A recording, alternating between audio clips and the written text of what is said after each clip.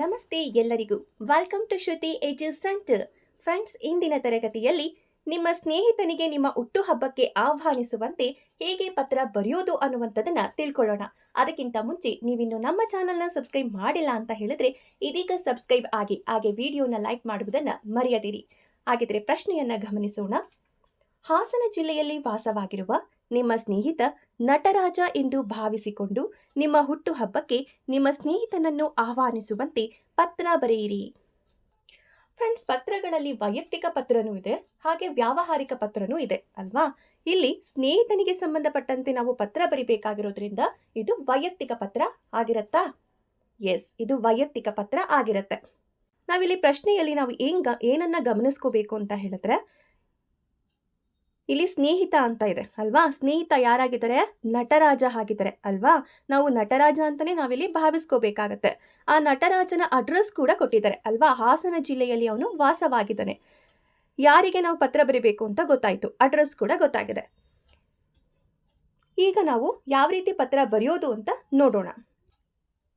ನಾವು ಈ ರೀತಿ ಕ್ಷೇಮ, ಶ್ರೀ, ದಿನಾಂಕ, ಸ್ಥಳ. ನಾವೀಗ ಸ್ನೇಹಿತನಿಗೆ ಬರೆಯೋದ್ರಿಂದ ಪ್ರಿಯ ಮಿತ್ರ ನಟರಾಜನಿಗೆ, ಯಾಕೆಂದ್ರೆ ಹೆಸರನ್ನ ಆಲ್ರೆಡಿ ಕೊಟ್ಬಿಟ್ಟಿದ್ದಾರೆ ಪ್ರಶ್ನೆಯಲ್ಲಿ ಅಲ್ವಾ. ಪ್ರಶ್ನೆಯಲ್ಲಿ ಕೊಟ್ಟಿಲ್ಲ ಅಂತ ಹೇಳಿದ್ರೆ ನಮಗೆ ಯಾವುದು ಹೆಸರು ಇಷ್ಟ ಆಗುತ್ತೋ ಅದನ್ನು ನಾವು ಬರಿಬೇಕಾಗತ್ತೆ. ಸ್ನೇಹಿತ ಅಂತ ಕೊಟ್ರೆ ಹುಡುಗಿಯರ ಹೆಸರನ್ನ ನಾವಲ್ಲಿ ಬರಿಬೇಕಾಗತ್ತೆ. ನಿನ್ನ ಮಿತ್ರ ಮಾಡುವ ನಮಸ್ಕಾರಗಳು. ಇಲ್ಲಿ ನಾನು ಕ್ಷೇಮವಾಗಿದ್ದೇನೆ. ನಿನ್ನ ಯೋಗಕ್ಷೇಮದ ಬಗ್ಗೆ ಒಂದು ಪತ್ರ ಬರೆಯಿ. ನಾವು ಯಾವಾಗಲೇ ಕೂಡ ವೈಯಕ್ತಿಕ ಪತ್ರವನ್ನ ಬರಿಬೇಕಾದ್ರೆ ಮೊದಲ 2 ಸಾಲುಗಳು ಕ್ಷೇಮ ಸಮಾಚಾರದ ಬಗ್ಗೆ ನಾವು ಬರಿಬೇಕಾಗತ್ತೆ. ಯಾಕೆ ಅಂತ ಹೇಳಿದ್ರೆ ವೈಯಕ್ತಿಕ ಪತ್ರವನ್ನ ನಾವು ಯೋಗಕ್ಷೇಮದ ಸಮಾಚಾರದ ಪತ್ರ ಅಂತಲೂ ಕೂಡ ನಾವು ಕರಿತೀವಿ ಅಲ್ವಾ. ಇವಾಗ ನೋಡೋಣ.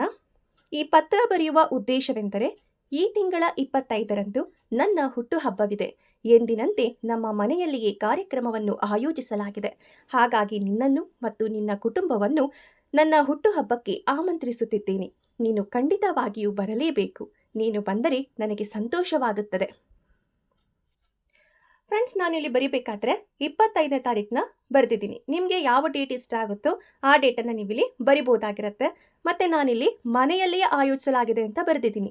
ನೀವು ಅದನ್ನು ಬೇಕಾದರೂ ಬರಿಬೋದು. ಇಲ್ಲ ಅಂತ ಹೇಳಿದ್ರೆ ಇವಾಗೆಲ್ಲ ಹುಟ್ಟುಹಬ್ಬ ಅಂತ ಹೇಳಿದ್ರೆ ಹೋಟೆಲ್ಸ್ಗಳು ಮತ್ತಿತರ ಪ್ಲೇಸಸ್ಗಳಲ್ಲಿ ಆಚರಣೆ ಮಾಡ್ಕೊಳ್ತಾರೆ ಅಲ್ವಾ. ಆ ಅಡ್ರೆಸ್ಗಳು ಕೂಡ ನೀವು ಬರಿಬೋದಾಗಿರುತ್ತೆ. ಕಡೆಯಲ್ಲಿ ವಂದನೆಗಳೊಂದಿಗೆ ಇಂತಿ ನಿನ್ನ ಪ್ರೀತಿಯ ಸ್ನೇಹಿತ ರಾಘವೇಂದ್ರ. ಇವರಿಂದ ನಿಮ್ಮಿಂದ ಅಲ್ವಾ. ಸೊ ನಿಮ್ಮ ಹೆಸರು ಮತ್ತು ವಿಳಾಸವನ್ನು ನೀವು ಇಲ್ಲಿ ಬರೀತೀರಾ. ರಾಘವೇಂದ್ರ 660 1ನೇ ಅಡ್ಡ ರಸ್ತೆ, ಹೆಬ್ಬಾಳು, ಬೆಂಗಳೂರು. ಇವರಿಗೆ ನಟರಾಜ, ಡೋರ್ ನಂಬರ್ 75, 4ನೇ ಮುಖ್ಯ ರಸ್ತೆ, 2ನೇ ಅಡ್ಡ ರಸ್ತೆ, ಹಾಸನ. ಸೊ ನಾವು ಏನು ಮಾಡಬೇಕಾಗತ್ತೆ, ಪತ್ರವನ್ನು ಬರಿಬೇಕಾದ್ರೆ ಈ ರೀತಿ ನಾವು ಬರೆದು ಕಡೆಯಲ್ಲಿ ನಾವು ಈ ರೀತಿ ಅಲ್ಪ ವಿರಾಮನ ಹಾಕಿ ಪೂರ್ಣ ವಿರಾಮವನ್ನು ಇಲ್ಲಿ ಹಾಕಬೇಕಾಗತ್ತೆ. ನಾವು ಪರೀಕ್ಷೆಯಲ್ಲಿ ಬರಿತಾ ಇದ್ದೀವಿ ಅಂತ ಹೇಳಿದಾಗ ಈ ರೀತಿ ದಿನಾಂಕ, ಸ್ಥಳ, ಈ ಥರದಕ್ಕೆಲ್ಲ ನಾವೇನು ಮಾಡಬೇಕಾಗತ್ತೆ, ಅಂಡರ್ಲೈನ್ಗಳನ್ನ ನಾವಿಲ್ಲಿ ಹಾಕಬೇಕು. ಇಲ್ಲಿ ಇಂಪಾರ್ಟೆಂಟ್ ಇದೆ ಅಂತ ಹೇಳಿದ್ರೆ ಈಗ ವಿಳಾಸ ಇರುತ್ತೆ ಅಲ್ವಾ, ಮತ್ತು ಯಾವ ದಿನ ಇರುತ್ತೆ, ಇಂಥದಕ್ಕೆಲ್ಲ ನಾವೇನು ಮಾಡಬೇಕಾಗತ್ತೆ, ಅಂಡರ್ಲೈನ್ನ ನಾವು ಹಾಕಬೇಕಾಗತ್ತೆ. ನಿಜವಾಗ್ಲೂ ಬರಿತಾ ಇದ್ರೆ ನಿಜವಾದ ಅಡ್ರೆಸ್ಗಳನ್ನು ನೀವು ಹಾಕಬೇಕಾಗತ್ತೆ. ಫ್ರೆಂಡ್ಸ್, ನಾವಿಲ್ಲಿ ಇನ್ನೂ 1-2 ಲೈನ್ನ ಇಲ್ಲಿ ಸೇರಿಸ್ಬೋದಾಗಿರುತ್ತೆ. ಏನಂತ ಹೇಳಿದ್ರೆ, ನಾವು ಓದಿದ ಶಾಲಾ ಕಾಲೇಜಿನ ಸ್ನೇಹಿತರೆಲ್ಲರೂ ಆಗಮಿಸುತ್ತಿದ್ದಾರೆ. ನಾವೆಲ್ಲರೂ ಒಟ್ಟಿಗೆ ಸೇರಿ ಸಂಭ್ರಮಿಸಬಹುದಾಗಿದೆ. ಸೊ ಈ ರೀತಿ ಕೂಡ ನಾವಲ್ಲಿ ಬರಿಬೋದಾಗಿರುತ್ತೆ. ಫ್ರೆಂಡ್ಸ್, ಇದಿಷ್ಟು ಈ ಪತ್ರಕ್ಕೆ ಸಂಬಂಧಪಟ್ಟಂತೆ ಮಾಹಿತಿ ಆಗಿರುತ್ತೆ. ನೀವಿನ್ನು ನಮ್ಮ ಚಾನಲ್ನ ಸಬ್ಸ್ಕ್ರೈಬ್ ಮಾಡಿಲ್ಲ ಅಂತ ಹೇಳಿದ್ರೆ ಇದೀಗ ಸಬ್ಸ್ಕ್ರೈಬ್ ಆಗಿ, ಹಾಗೆ ವಿಡಿಯೋನ ಲೈಕ್ ಮಾಡುವುದನ್ನು ಮರೆಯದಿರಿ.